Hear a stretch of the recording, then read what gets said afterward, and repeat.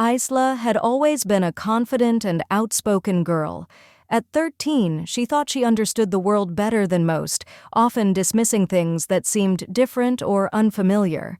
She wasn't a bad kid, but sometimes her words were sharper than they needed to be. One warm Saturday afternoon, Isla and her friends were at the park, laughing and chatting as they swung on the monkey bars and ran through the grass.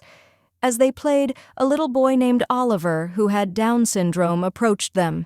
He smiled brightly, clutching his stuffed bunny as he tried to join in their game. "Hey, can I play too?" Oliver asked, his voice full of excitement. Isla rolled her eyes.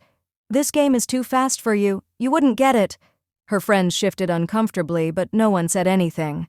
Oliver's smile faltered, and he looked down at his bunny, hugging it close. His mother, who had been watching from a nearby bench, quickly came over and gently took his hand, leading him away.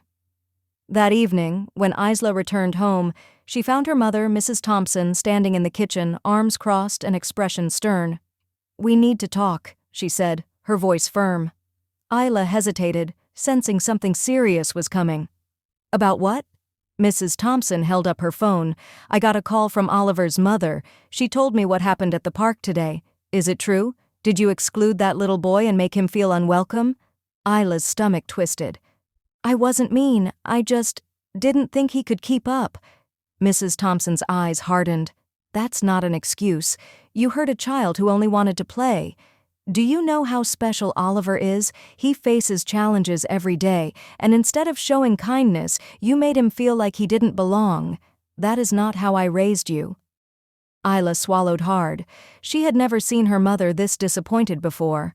"You need to learn that actions have consequences," Mrs. Thompson continued, "and since you chose to be unkind, you will face discipline. Stand in front of the sofa, now."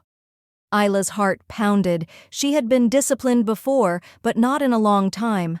This was different. She knew better. She knew what she had done was wrong. Slowly, she walked to the living room and stood in front of the sofa. Mrs. Thompson followed, pulling the wooden paddle from the drawer. "Turn around and place your hands on the armrest," her mother ordered. Isla hesitated, tears already forming in her eyes. She obeyed, leaning forward, gripping the armrest tightly.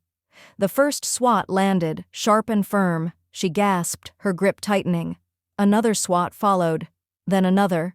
Each one stung worse than the last, driving home the lesson her mother needed her to learn. By the time it was over, Isla's tears were flowing freely. Her mother placed a hand on her back.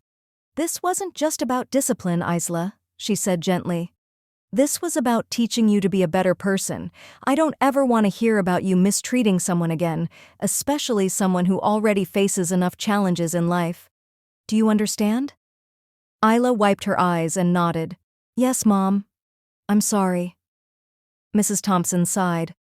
"I love you, Isla, but I will not let you grow into someone who lacks compassion. Tomorrow, we're going back to the park.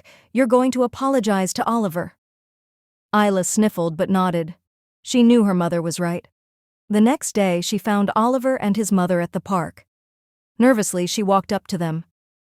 "Oliver, I'm really sorry for yesterday. I wasn't fair to you. Would you like to play today?" Oliver's face lit up. "Really?" "Yes." As they ran off together, Isla felt a warmth in her heart she hadn't expected. She had learned her lesson, not just through discipline but through the understanding that kindness always matters.